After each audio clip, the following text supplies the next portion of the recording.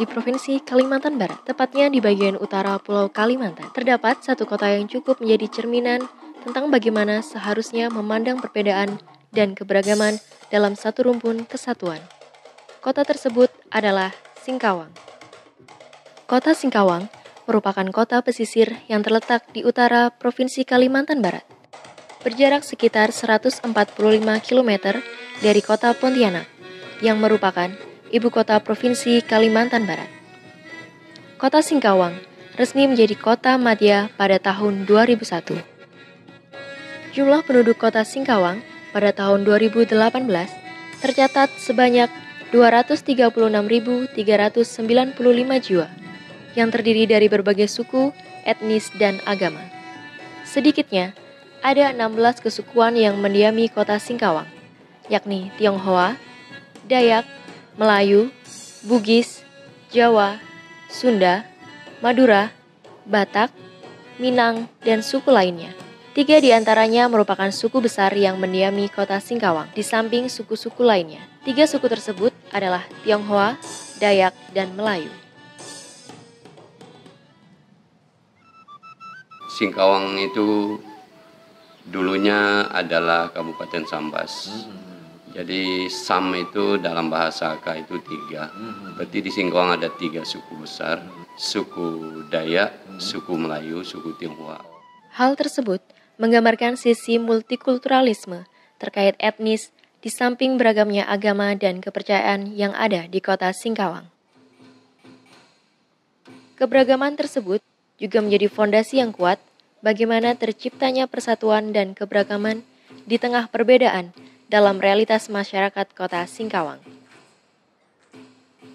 Pada tahun 2018, kota Singkawang dinobatkan sebagai kota toleran nomor 1 di Indonesia. Hal tersebut tercipta karena adanya harmoni di tengah keberagaman masyarakat kota Singkawang. Setara institut yang bekerja sama dengan pemerintah Indonesia melakukan penelitian dan penilaian terhadap indeks kota toleran di Indonesia, dan memang ini sudah beberapa tahun, dan alhamdulillah Singkawang pada tahun 2018 dinobatkan sebagai kota tertoleran.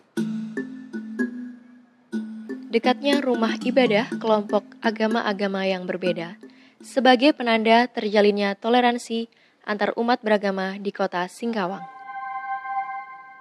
Di Cap Gome tidak hanya ada orang Tionghoa, tapi kadang dari Melayu, Dayak, Madura semuanya ikut dalam pawai itu. Karena Singkawang ini juga dikenal sebagai Hongkongnya Indonesia. Jadi kadang mereka mulai Cap Gome mulai dari pagi sampai sebelum zuhur. Kadang kalau setelah zuhur dilanjutkan lagi tidak masalah. Dan itu justru menguntungkan karena secara tidak langsung itu akan merambah ke ekonomi dan pariwisata kita. Biasa orang Tionghoa sebut Changnyepan.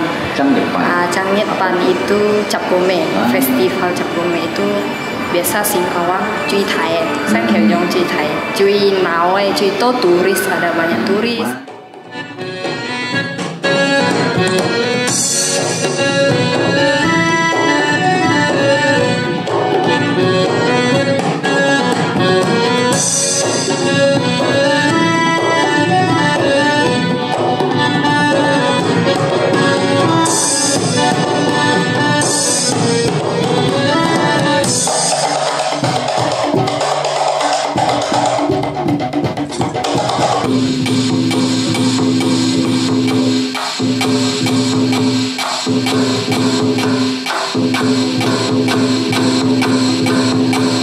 Di etnis Tionghoa itu yang paling besar itu kan Imlek dirayakan dengan Cap Gome. Event ritualnya itu adalah kegiatan di Pekong kita tidak masuk. Yang kita ambil event seremonialnya, seninya. Jadi kalau seninya di situ semua ada suku, bahkan panitianya juga ada di situ. Kebetulan saya juga sebagai panitia Cap Gome, ya. Di situ sebagai orang Dayak, saya di panitia Cap Gome itu sekretarisnya sudah 3 kali. Bahkan saya sendiri yang baru Gawai Dayak tahun 2019 ini, saya di divisi Tatung. Keberagaman dalam masyarakat yang multikultur akan menghadapi berbagai tantangan, terutama terkait toleransi dan persatuan. Munculnya konflik adalah salah satunya. Perbedaan dan keberagaman bagi masyarakat Kota Singkawang memiliki makna yang positif, terutama dalam menyikapi suatu konflik. Ya, selalu menghargai perbedaan dan menjunjung tinggi persamaan, karena kita kan tetap Indonesia. Justru dengan adanya keberagaman, adanya perbedaan, kita menjadi sangat indah. Karena kita bisa tukar pengetahuan, pengalaman, termasuk budaya sosialnya.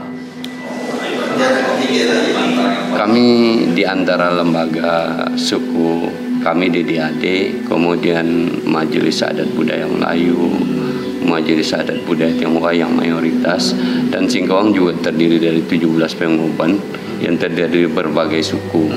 Kami sering melakukan komunikasi, silaturahmi, ya. Kalau ada masalah satu dan dua hal, kami bawa dalam forum musyawarah seperti ini. Kalau untuk saya pribadi, saya tidak pernah memandang suku apapun. Yang penting kita saling bekerja sama. Kalau misalnya ada suatu tugas atau apapun, kita ya bekerja sama dalam kelompok. Jadi tidak mementingkan, wah saya suku Jawa, saya mau satu kelompok orang Jawa, tidak ada. Biasa kami juga pertemuan adat itu, biasanya semerta itu adat diajak. Kami undang orang Jawa, Melayu, Cina, itu disatukan persepsinya. Nanti kita lihat nanti apa yang harus kita perbuat untuk adat ini. Nah, nanti mereka masing-masing menggunakan pada aliran mereka. Tapi tujuannya itu tetap begitulah kan, menyelesaikan secara kekeluargaan. Jadi pada waktu kita mengadakan musyawarah untuk perdamaian itu nyatanya itu damai dengan baik. Jadi tidak ada istilahnya kejadian ini berulang lagi dan tidak ada dendam di antara kita. Hal unik berkenaan dengan kebinekaan dapat ditemui pada usaha bakmi kering Haji Aman. Ia memvariasikan makanan khas Tionghoa yang semulanya berbentuk mie kue tiao, kemudian diubah menjadi mie kering, ditambah dengan babat khas soto Madura, dengan mempertahankan topping khas Tionghoa. Pertama, promosinya sulit sekali Pak sebenarnya, karena kita menjual khas makanan khas Cina. Kalau kita pasarkan kepada orang Islam Muslim sulit sekali, apalagi kita di awal dari orang Muslim, orang Tionghoa kan, sampai ada yang pernah makan demikian. Pak Haji, kalau yang orang non Muslim jual halal gak? Insya Allah halal, cuma orangnya haram.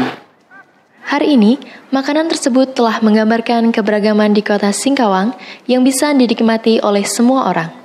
Warung kopi bagi masyarakat Kota Singkawang tidak hanya berfungsi sebagai tempat ngopi, tetapi juga berfungsi sebagai wahana, media komunikasi ketika terjadinya konflik.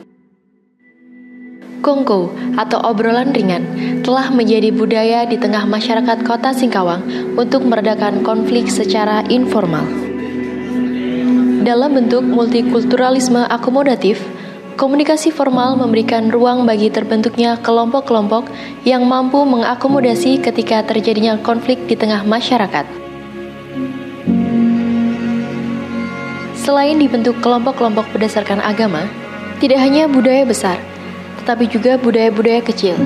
Di samping dibuatnya regulasi berbentuk kebijakan pemerintah yang mengatur perihal penanganan konflik. Setiap percikan kecil yang bersifat sara, yang berpotensi menimbulkan konflik dalam skala besar, maka penanganan secara cepat diserahkan kepada pihak yang berwenang untuk menyelesaikan, baik secara kekeluargaan maupun secara hukum. Keberagaman yang ada di Kota Singkawang menuntut komitmen yang kuat di kalangan para warga untuk menjaga kebersamaan di antara mereka, sehingga tidak terjadi hal-hal yang merugikan rasa kebersamaan dan mengusik rasa perdamaian di kalangan warga Kota Singkawang.